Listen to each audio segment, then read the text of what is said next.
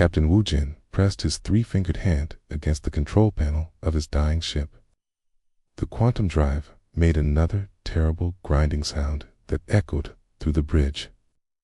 His cargo of rare minerals was worth a fortune, but it would mean nothing if he could not deliver it on time. The Vorthan captain stood 7 feet tall, with gray skin that shimmered like metal. His crew of 5 looked at him with worried expressions. They had been traveling for 3 days with a failing engine, and their options were running out fast. "Captain, we are receiving a signal from Sol Station," reported his navigator, a young Vorthan named Keelan. "They are offering repair services." Wu Jin made a sound of disgust. "Humans. Tick. Those primitive creatures think they can fix Vorthon technology. Our ships are centuries ahead of anything they understand." "Sir, the nearest Vorthan repair facility is 2 weeks away. The Zenthari station wants 6 months to fit us into their schedule. Claxon Shipyard said our drive type is too old for their automated systems." The captain looked at his instruments again. Quantum drive was losing power every hour. At this rate, they would be stranded in empty space within 2 days. He had spent his entire life savings on this cargo run. His family back on Vorthon Prime was counting on him. "It's fine," he said through gritted teeth. "Contact the human station. But I want it on record that I think this is a waste of time." Sol Station hung in orbit around Earth like a massive metal flower. Hundreds of ships from dozens of different species were docked at its various bays. The station was busy with constant traffic, which surprised Wu Jin. He had expected to find a small, crude facility with maybe a few desperate customers. As his ship approached the docking bay, Wu Jin noticed something odd. The human technicians guiding him in were not using the standard automated docking systems. Instead, they were watching his ship with their own eyes and giving directions by hand signals. Seemed very primitive to him. The docking bay doors closed behind them with a soft hiss. Through his view screen, Wu Jin could see humans in work, uniforms, walking toward his ship. T moved with confidence, not like the nervous technicians he had expected. A woman approached the ship's main hatch. She was shorter than most humans, with black hair tied back in a simple ponytail. Her uniform was clean, but showed signs of honest work. She knocked on the hull with her knuckles, which made Wu Jin shake his head in amazement. "Captain Wu Jin," she called out in heavily accented galactic standard. "I am Chief Engineer Kim Dahai. Welcome to Sol Station. May we come aboard?" Wu Jin activated his ship's external speaker. "You may enter, but I warn you that Vorthan technology is very advanced. Do not touch anything unless I give permission." Dahai smiled. "Of course, Captain, we understand." The airlock cycled, and Dahai entered with 2 other humans. One was a tall man with grease under his fingernails, and the other was a younger woman carrying what looked like a very simple toolkit. Wu Jin was not impressed. "This is Engineer Park Taemin and Technician Lee Sun-hee," Dahai said. "We would like to examine your quantum drive." "The problem is obvious," Wu Jin said. "The drive is failing. It needs to be completely replaced. How long will that take?" T-Hai tilted her head slightly. "Captain, may we look at it first?" Sometimes, the obvious problem is not the real problem. Wu Jin led them to the engine room. The quantum drive was a beautiful piece of Vorthon engineering, shaped like a crystal flower with energy flowing through transparent tubes. It was making the grinding sound more loudly now, and small sparks were flying from one of the control panels. Park Taemin knelt down next to the drive housing. He did not pull out any fancy scanning equipment. Instead, he placed his ear close to the machine and listened. Then he put his hand on different parts of the housing, feeling for vibrations. "Are you doing?" Wu Jin demanded. "You need proper diagnostic equipment to analyze quantum field fluctuations. Sometimes the machine tells you what is wrong if you listen," Park Taemin said quietly. He moved his hand to another section of the housing. Dahai, feel this. Chief Engineer knelt down and placed her hand where Park Taman had indicated.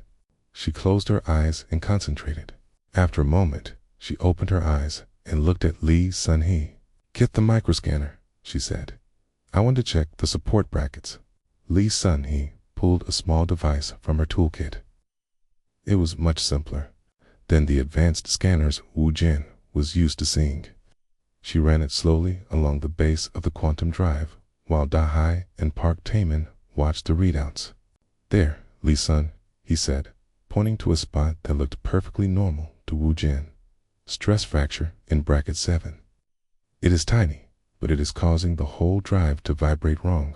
Wu Jin stared at the spot. Impossible. Our diagnostic systems checked every component. There is nothing wrong with the support brackets. Dahai stood up and looked at him with kind eyes. Captain, your computer systems are very advanced. They can detect many problems that our simple tools cannot find. But sometimes they are so focused on the big picture that they miss the small details. This fracture is only 2 millimeters long, Park Taman explained. Your quantum field sensors would never notice it because it does not affect the field directly. But it makes the bracket vibrate, which makes the drive housing vibrate, which throws off the quantum resonance, just enough to cause power fluctuations. Wu Jin looked at his crew. They seemed as confused as he was. So, you are saying that my multi-million credit quantum drive is failing because of a crack in a support bracket that cost 50 credits? That is exactly what we are saying, Dahai replied. The good news is that we can fix it in 4 hours. The bad news is that if you had kept flying, the bracket would have failed completely in about 6 more hours. Your drive would have shut down permanently. 4 hours. Wu Jin could not believe it. Dari Station said it would take 6 months to diagnose and repair. Dari used very sophisticated computer systems, Lee Sun-hee said. But they only look for problems that their computers are programmed to find. They would have eventually found this crack, but only after checking everything else first. Park Taman was already pulling tools from his kit. We will need to remove the drive housing to get to the bracket. It is not difficult, but it requires patience and steady hands. Why do you work this way? Wu Jin asked. Why not use better computers? Kay smiled as she helped Park Taman position a lifting device. Captain, we do use computers. Kay, but we also use our eyes, our ears, our hands, and our experience. A ship is not just a machine. It is a living thing that breathes and moves and speaks to those who know how to listen.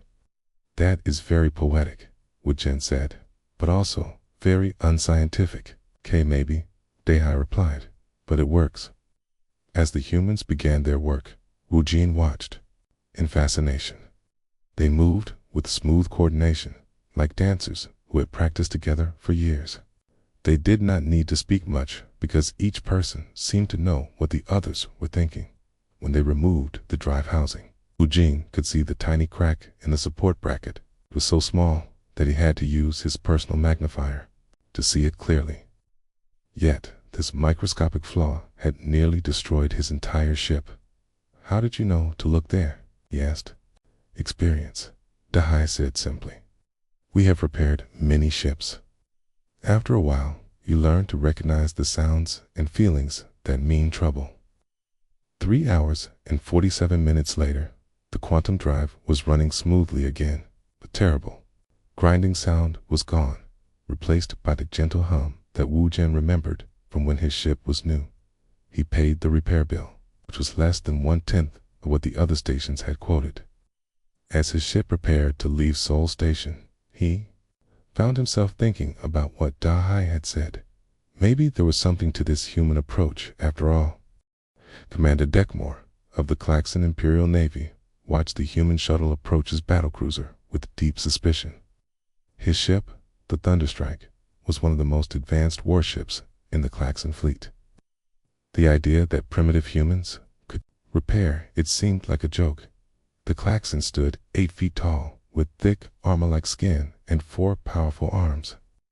His species had built their reputation on military precision and following exact procedures. Everything they did was planned, measured, and executed with perfect accuracy.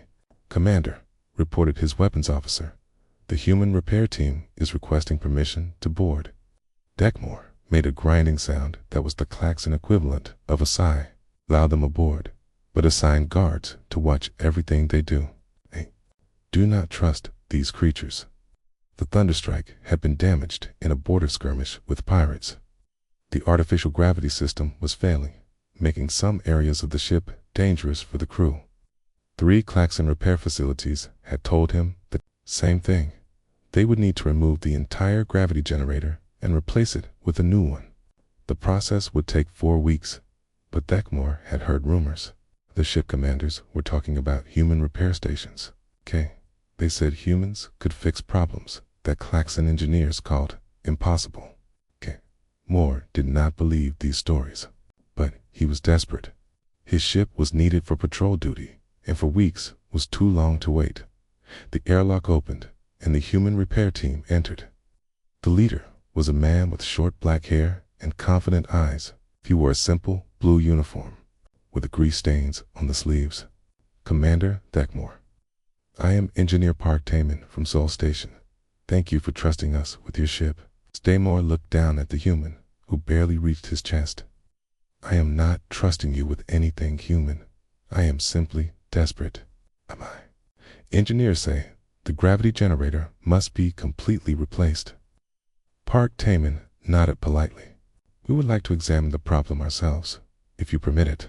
"It's fine, but you will be accompanied by my security chief at all times." The human team consisted of Park, Taman, and 2 others. One was a young woman with quick eyes who carried a small bag of tools.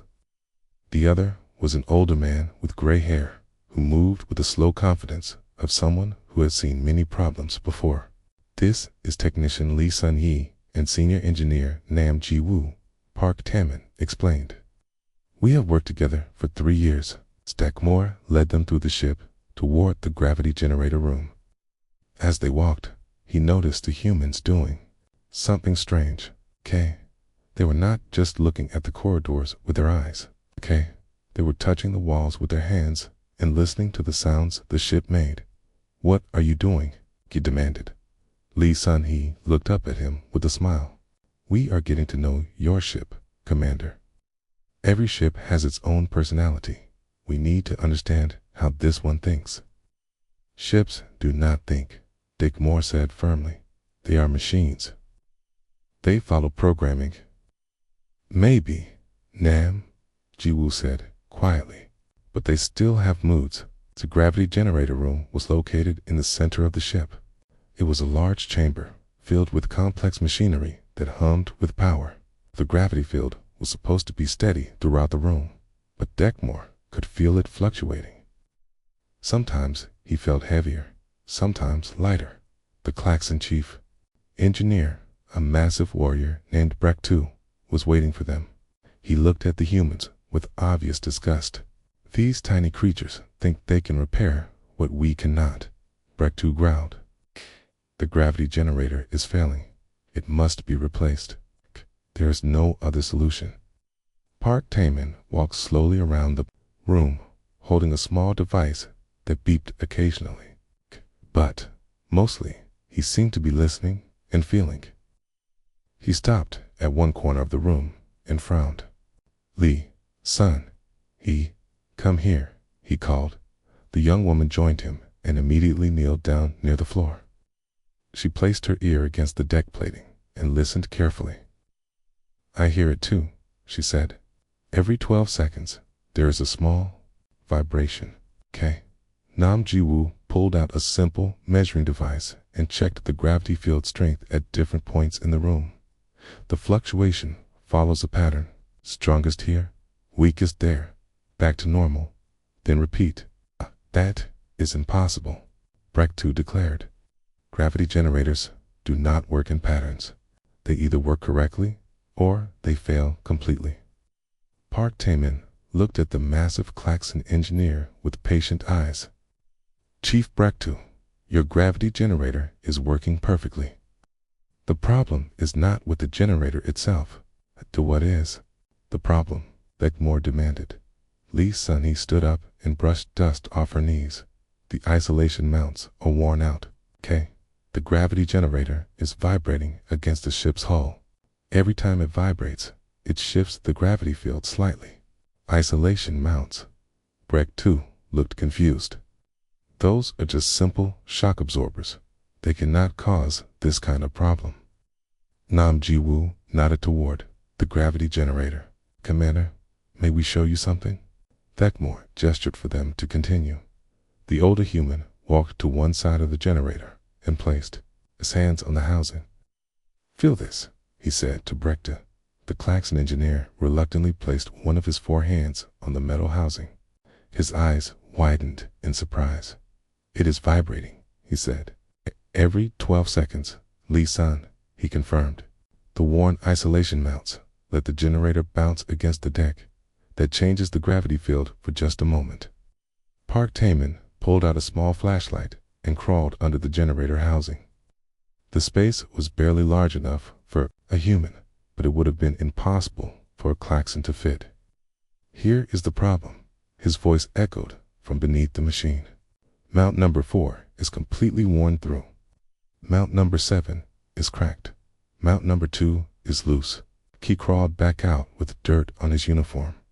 We can replace all the isolation mounts in 2 hours. Your gravity generator will work like new. Breck 2 stared at him. But our diagnostic computers said the generator core was failing. They recommended complete replacement. Your computers are very good at detecting problems inside the generator, Nam Ji-woo explained, but they are not programmed to check simple mechanical parts like shock absorbers. Your procedures probably say to replace isolation mounts every 5 years during regular maintenance. Beckmore checked his records. The last maintenance was 6 years ago. Delayed it because of the war. That explains it. Lee-san, he said. The mounts lasted longer than expected, but they finally wore out. The human team went to work immediately. They brought replacement isolation mounts from their shuttle and began the installation. Beckmore watched in amazement as Park Taemin squeezed into spaces that no klaxon could reach. How do you fit in there? He asked. Humans are smaller than most species, Park Taemin replied from under the generator. Sometimes that is useful. But you are also weaker, Brektu pointed out. How can you do heavy repair work? Lee Sunny smiled as she handed tools to Park Taemin. We use our brains instead of our muscles, and we work together. The repair took exactly 1 hour and 53 minutes. When the humans finished, the gravity field was perfectly steady throughout the room. The constant vibration was gone, and the humming sound was smooth and even. Beckmore tested the gravity in every section of his ship. It was perfect everywhere. His engineers ran complete diagnostics on the generator. All systems showed normal operation. How much do we owe you? He asked Park Tae-Min. The human showed him a bill that was less than the cost of one replacement. Isolation mount at a klaxon facility. This is impossible, Beckmore said. You have saved my ship for weeks in dock and millions of credits in replacement parts. Why is your price so low? Nam Ji-woo packed up his tools with calm efficiency. Commander, we did not replace your gravity generator. We just fixed what was broken. The repair was simple once we found the real problem. The human team. Prepared to leave, Beckmore found himself thinking about what he had witnessed. His own engineers were highly trained and followed exact procedures. But they had been ready to replace an entire system when only 3 small parts needed attention. Engineer Park Taemin, he called out. The human turned back toward him. Oh, did you know to check the isolation mounts? Park Taemin thought for a moment. Experience, Commander. We have learned that when something vibrates in a pattern, it usually means a mechanical problem, not an electronic one. Worn parts make regular vibrations. Broken computers make random failures. After the humans left, Thekmor caught his friend, Commander Vorkek, who led another battlecruiser in the fleet. Vorkek, he said, if you ever have ship problems, contact Sol Station. The human facility. Vorkek sounded surprised. I heard. They are primitive. No, Thekmor replied. They are different, and sometimes different is exactly what you need. Master Engineer Choi Minho had seen many strange ships dock at Sol Station, but nothing like the Etherian scout vessel that now hung in Repair Bay 12. The ship looked like it was made of living crystal, with smooth surfaces that seemed to glow from within. It was beautiful and completely alien. The Etherians themselves were even stranger than their ship. They looked like tall, thin sculptures made of clear crystal with light flowing inside their bodies. When they moved, they made soft musical sounds like wind chimes. When they spoke, their voices sounded like singing. The lead Etherian introduced herself as crystal singer Velamara. She stood 9 feet tall, and her crystal body sparkled with blue and silver light. Human engineer, she sang in a voice like distant bells. Our ship is damaged, but we do not believe your kind can understand our technology. Minho looked at the crystal ship through the bay windows. It was not making any sound at all, which was unusual. Ships hummed or vibrated when their engines were running, but this one was completely silent. Crystal singer, Velamara, Minho, said politely, we would like to try. What seems to be the problem? Huh? Our harmony drive has lost its voice, she replied. The resonance chambers no longer sing together. Without proper harmony, we cannot travel between stars. Minho nodded, though he had no idea what a harmony drive was. Kay, may we examine your ship? Velamara made a sound like broken glass. Human minds cannot comprehend Etherian technology. Your thoughts are too simple, too crude. We will allow you to look, but you will understand nothing. Okay. 2 other humans joined Minho at the airlock. One was technician Yoon-Hae-Won, a young woman who had studied music before becoming an engineer. The other was senior diagnostic specialist Ko Sang-min, who was famous for solving impossible problems. The inside of the Etherian ship was like walking through a cathedral made of crystal. Everything glowed with soft, colored light. There were no control panels or buttons that Minho could recognize. Instead, there were crystal formations that seemed to respond to the Etherian's touch. Where is your engine room? Ko Sang-min asked. V. Ilamara led them to the center of the ship. There, in a large chamber, stood the most beautiful machine Minho had ever seen. It looked like a pipe organ made of crystal, with hundreds of tubes of different sizes reaching toward the ceiling. But it was completely dark and silent. This is our harmony drive, Velamara sang. When it functions properly, each crystal tube resonates at a specific frequency. Together, they create the music that moves us through space. Yoon-Hae-Won walked slowly around the crystal organ. It is like a musical instrument, she said, with wonder in her voice. Ka, it is a musical instrument. Velamara replied with surprise. How did you know that? I studied music for 6 years before I became an engineer, Hae-Won explained. I recognized the structure. These tubes are arranged like organ pipes, with the longest ones producing the lowest notes. Minho looked at the crystal formations more carefully. Crystal singer, what exactly happened when the drive stopped working? We were traveling through hyperspace when the harmony became discord, Velamara said sadly. The beautiful music became ugly noise, then silence. We dropped out of hyperspace and have been stranded for 3 days. Ko Sang-min pulled out a simple frequency analyzer and held it near one of the crystal tubes. May I touch this? May. Try, but it will not respond to your crude vibrations. Sang-min placed his hand gently on the crystal tube and tapped it with his finger. The analyzer showed a brief spike, Then, nothing. "Hey one," he called. "Come here. Try humming a note near this tube."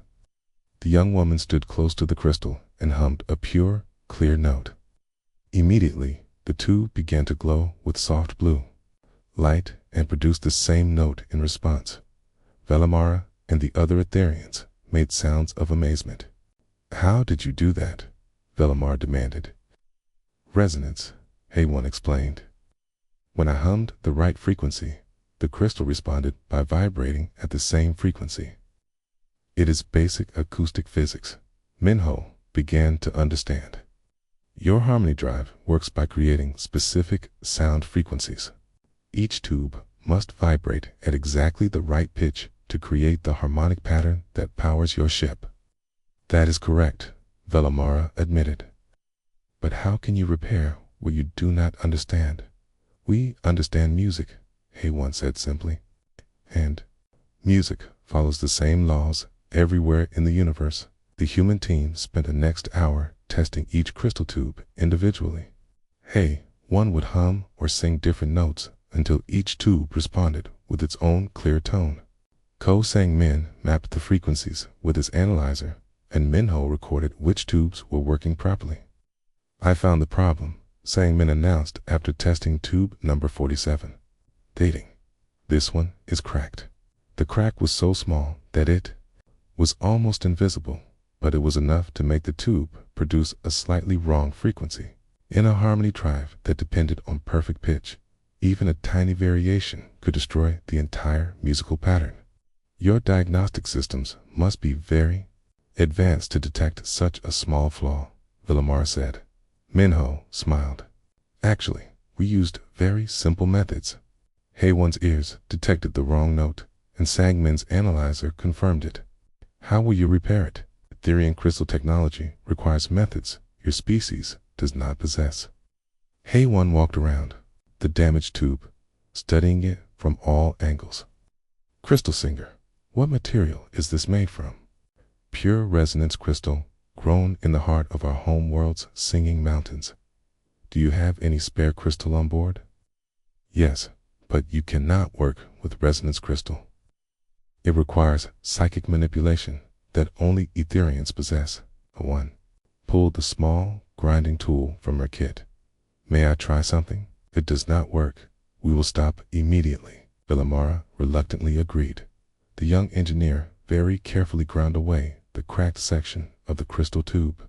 She worked slowly, testing the sound frequently by humming near the tube. As she removed the damaged crystal, the tube began to respond more clearly. "Now I need to reshape the end to restore the original frequency," she said. "It's possible," Velamara declared. "The crystal must be grown, not carved." But Hay1 had an idea. She asked Velamara to touch the tube and focus on the correct musical note. Then she used her grinding tool to very carefully adjust the tube's length while the Etherian provided the psychic energy. "Stop," Velamara sang suddenly. "It is perfect." Hay1 tested the tube by humming. It produced a pure, clear note that matched exactly with the other tubes in its section. "Now we must test the complete harmony," Minho said. Velamara and her crew took their positions around the crystal organ. They began to sing in their beautiful, bell-like voices. One by one, the crystal tubes began to glow and add their voices to the song. The harmony that filled the ship was the most beautiful sound Minho had ever heard. It seemed to make the very air shimmer with music. He could feel the ship's engines beginning to resonate with power. "Credible," Velamara sang, her voice now filled with respect instead of doubt. "You have repaired our harmony drive using methods we never imagined. You combined your psychic abilities with our acoustic knowledge," Hay1 explained. "Neither of us could have done it alone." As the Etherian ship prepared to leave Sol Station, Velamara spoke privately with Minho. "Master Engineer, I owe you an apology. I thought human minds were too simple to understand our technology, but you understood something we had forgotten." "What is that?" Minho asked. "That technology and art are not separate things. They are different expressions of the same universal truths. After the crystal ship departed, Minho found Haewon in the station's observation lounge, still listening to the fading echoes of the Harmony Drive. "How did you know it would work?" he asked. Her, she smiled and looked out at the stars. "Music is mathematics made beautiful. Okay. Engineering is mathematics made useful. I just combined them." Word of the Etherian repair spread quickly through the galaxy's communication networks. Humans could fix technology they had never seen before, using principles the original builders had overlooked. Then perhaps there was no limit to what they could accomplish. Min-Ho received 3 new requests for impossible repairs that same day. Director Zen Malik of the Zenthari conglomerate stared at the reports on his desk with growing anger. For 200 years, his automated repair network had dominated the galaxy. Now, primitive humans were stealing his customers with their crude methods. The Zenthari were a species that believed in perfect efficiency. Every one of their repair facilities was controlled by advanced computers that could diagnose problems in seconds and execute repairs with mechanical precision. They had built their reputation on speed, accuracy, and reliability.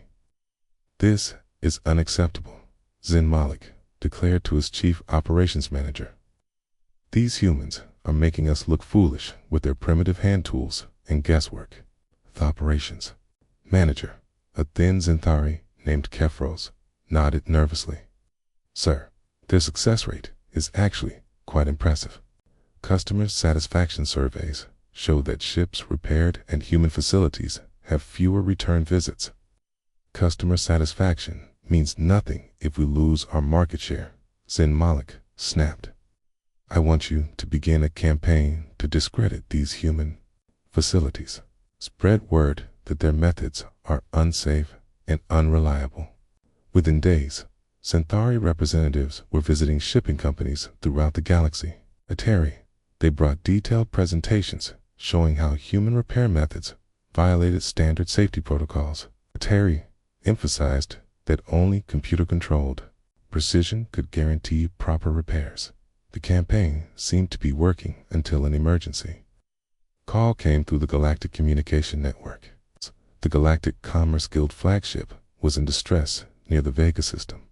Multiple critical systems were failing, and the ship was carrying diplomats to the most important trade negotiations in 50 years.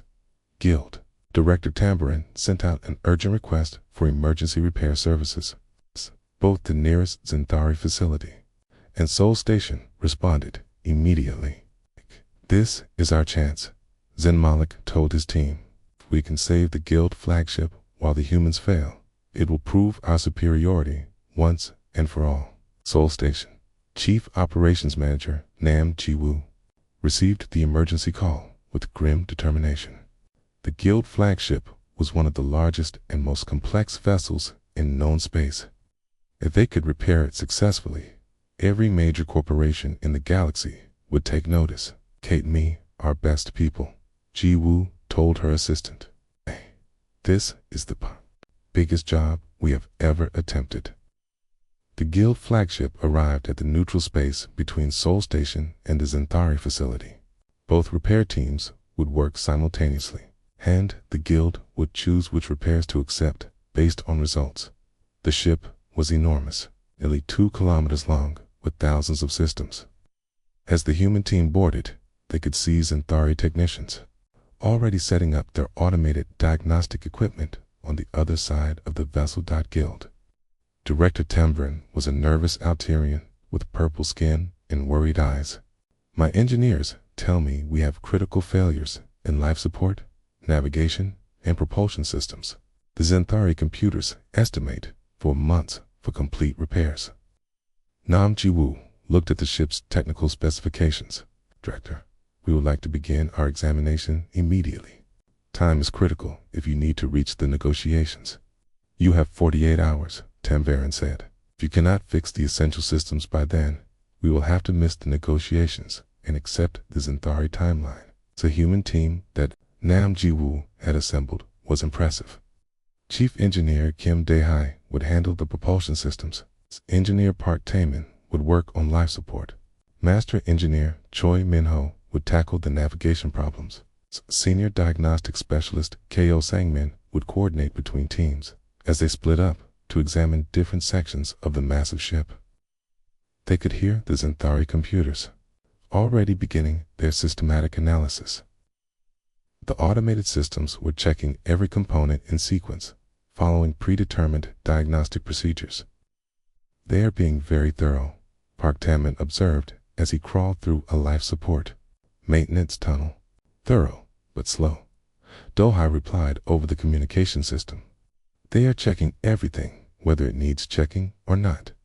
The human approach was different. Instead of testing every system separately, they looked for connections between the failures. Kyo Sungmin coordinated their findings. Kyo sent him for patterns that might explain why multiple systems had failed at the same time. "The failures started 6 hours ago," he reported after interviewing the guild engineers. Life support went down first, then navigation, then propulsion, but they did not fail completely. "They are all running at about 60% efficiency." "That suggests a common cause," Minho said from the navigation center. "Something is affecting all 3 systems, but not destroying them completely." Da Hai was examining the main power distribution network when she found the first clue. "The power couplings in Section 12 are showing signs of quantum resonance decay," she reported. "What does that mean?" asked Park Taman. "It means the power is becoming unstable. Instead of flowing smoothly, it is fluctuating." "That would, because exactly the kind of partial system failures we are seeing." Ko Sengmin checked the ship's maintenance records. The power couplings were supposed to be replaced 2 months ago, but the work was delayed because of scheduling conflicts. "So we are dealing with old parts that are finally wearing out," Nam Ji-woo concluded. "So the question is whether we can replace them in time." The challenge was enormous. The power couplings were located throughout the ship, and each one had to be precisely calibrated to work with the others. The Xanthari approach would be to shut down all systems, replace every coupling, and then restart everything. That would take months, but the humans had a different idea. "What if we do not replace all the couplings?" Dehai suggested. "What if we just replace the worst ones and recalibrate the network to compensate for the ones that are still marginal?" "That sounds dangerous," Minho said. "The power network needs to be perfectly balanced." "Not necessarily," Ko Sangmin replied. "Power networks have built-in flexibility. We can adjust a load distribution to take stress off the weak couplings." It was a risky plan.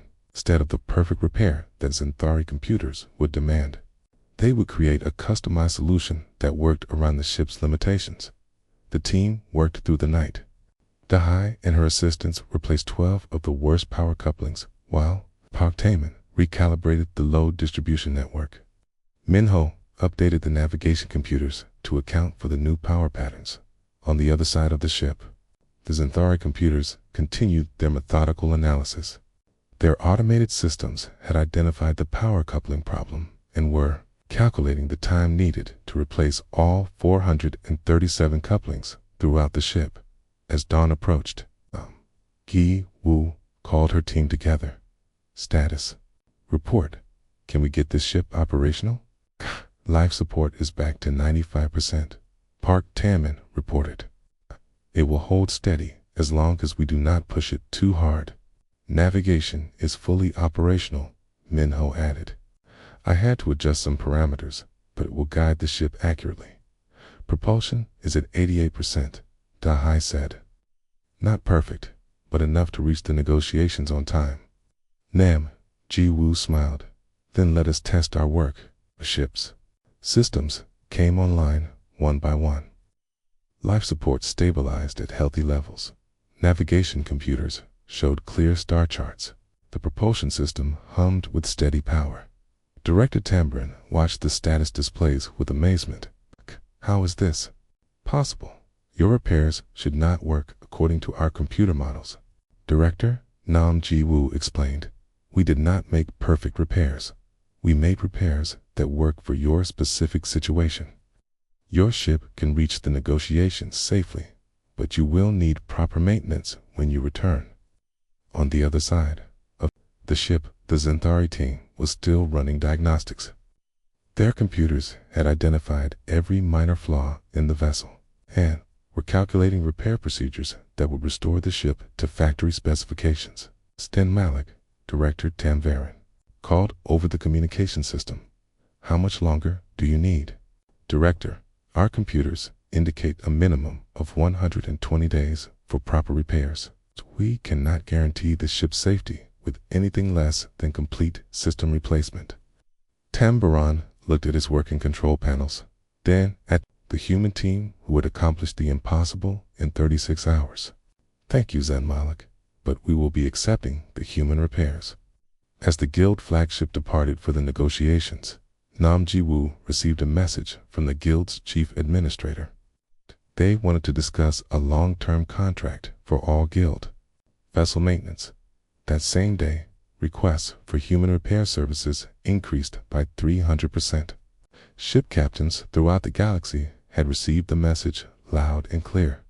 When time mattered and perfection was impossible, humans could find a way to make things work. Zen Malik watched his market share continue to decline and began to wonder if perhaps efficiency was not the only thing that mattered in the repair business.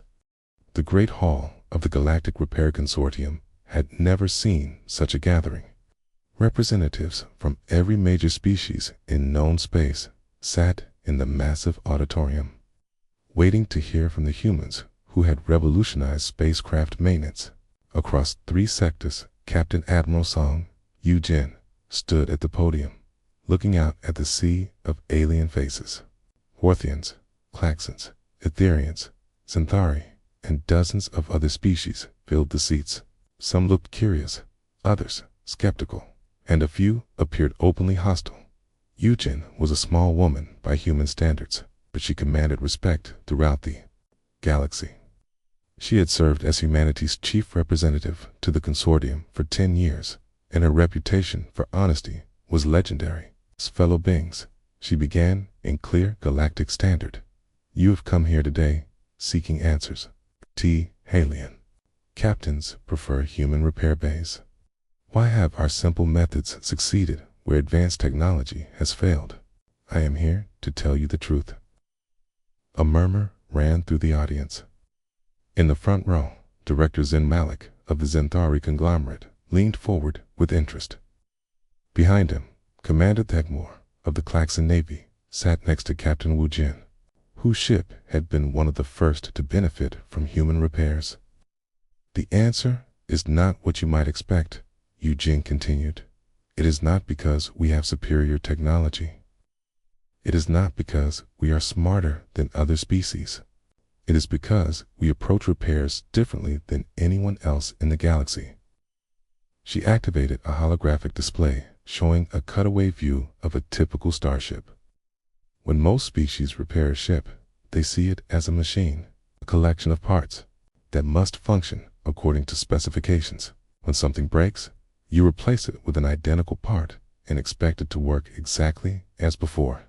The hologram changed to show human technicians working on the same ship. Humans see ships differently. To us, every ship is unique. It has its own personality, its own quirks, its own way of communicating its needs. We do not just repair ships, we heal them. Crystal singer Velamara, the Etherian representative, made a musical sound of interest.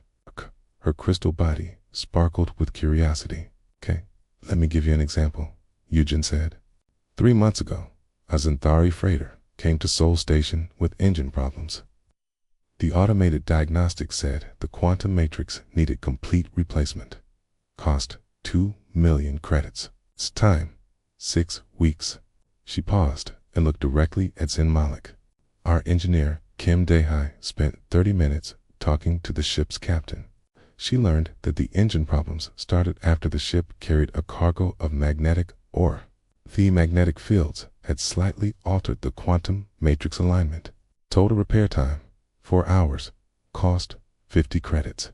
Zen Malik shifted uncomfortably in his seat. Several other delegates turned to look at him with raised eyebrows. This is the first truth about human repairs, Eugene explained. We listen, not just to diagnostic computers, but to the people who live and work with these ships every day. A captain who has flown the same vessel for 20 years knows things that no computer can detect. The holographic display changed again, showing Chief Engineer Kim Dae-hai examining a ship's hull with her hands. The second truth is that we use all of our senses. We touch, we listen, we smell, we feel vibrations that instruments might miss. We treat ships like living beings because, in a way, they are. A delegate from the Regellian Assembly raised one of his forearms. Admiral Song, are you suggesting that machines have consciousness? Eugene smiled. Consciousness, as we understand it, but something similar. Every ship develops its own characteristics over time. Metal fatigue patterns are unique, where points vary based on how the ship is flown. Two identical ships will age differently because they have different histories. She gestured to the audience. How many of you have personal vehicles that you know better than any mechanic? You know exactly what sound the engine makes when it is happy. You know which controls are a little loose. You know how to start it on cold mornings when it is being stubborn. Many delegates nodded in recognition. Even the most technologically advanced species had personal experience with temperamental machines. The third truth, Eugene continued, is that humans are not afraid to improvise. We cannot find the exact part we need. We make do with what we have. When the standard procedure does not work, we try something new. Other species call this primitive. We call it creative. Engineer Park Taemin appeared on the holographic display, crawling through a maintenance shaft barely large enough for a human. We are smaller than most species, so we can reach places others cannot. We are weaker, so we learn to use tools and teamwork instead of brute force. We are shorter-lived, so we learn to work quickly and efficiently. The display showed various human repair teams working together with smooth coordination. But our greatest advantage is that we care. When a human engineer repairs your ship, it becomes personal. We take pride in our work. We want your ship to fly better than it did before. Master Engineer Choi Min-ho appeared on screen, carefully tuning the Ethereum Harmony Drive. We do not just fix problems. We try to understand why they happened and prevent them from happening again. We learn from every repair, and we share that knowledge with other engineers. Eugene looked around the Great Hall. This brings me to an important announcement. Humanity is prepared to share our repair techniques with any species that wishes to learn them. The hall erupted in excited conversation. Delegates leaned toward each other, speaking in dozens of different languages. However, Eugene said, raising her voice to restore order, learning human repair methods requires more than just copying our procedures. It requires changing how you think about machines and the beings who operate them. She activated a new display showing Soul Station's training facilities. We are establishing apprenticeship programs at all human repair stations. We will teach your engineers our methods, but they must be willing to work with their hands, too, listen with their hearts, and to treat every ship as if it belonged to their own family. Director Zen Melik stood up. Admiral Song, what guarantee do we have that these methods will work for our species? Synthari minds are designed for logical analysis, not emotional connections. Eugene smiled at him kindly. Director, logic and emotion are not opposites. They are different tools for understanding the universe. Your computers are excellent at analyzing data. Ships are more than data. They are the result of countless human decisions, mistakes, and corrections. To truly understand them, you need both logic and intuition. What about species that cannot physically perform the repairs humans do? Asked Commander Deckmore. Klaxon warriors cannot fit into the small spaces where humans work. Every species has unique advantages, Eugene replied. Klaxons are incredibly strong and can handle heavy components that would require machines for humans. Etherians can sense energy patterns that our instruments cannot detect. Orthans have 4 arms and can perform complex manipulations impossible for other species. The holographic display showed mixed teams of humans and aliens working together on various ships. The future of galactic repair services is not human domination. It is cooperation. Each species contributing their strengths to solve problems that none of us could handle alone. As the presentation ended, Eugene made one final statement. Reason alien captains prefer human repair bays is simple. We care about their ships as much as they do. We understand that a ship is not just transportation. It's his home, workplace, and lifeline all in one. When you trust us with your ship, we know you are trusting us with your life. The applause that followed was thunderous. Delegates from across the galaxy stood and cheered, recognizing the truth in Eugene's words. Later that day, Chief Engineer Kim DeHai was back in her workshop at Sol Station, running her hands along the hull of a newly arrived Christek mining vessel. The ship hummed quietly under her touch, and she listened carefully to what it was trying to tell her. "What do you think, old girl?" she whispered to the ship. "What hurts? And how can we make you feel better?" The ship seemed to sigh contentedly as Dodd began her examination. Outside the workshop window, she could see dozens of alien vessels waiting for repairs, their captains confident that human hands would care for their ships with the attention and respect they deserved. The galaxy had finally learned what humans had always known. The best technology was not about having the most advanced tools. It was about understanding that behind every machine was a living being who depended on it, and treating both with equal respect and care.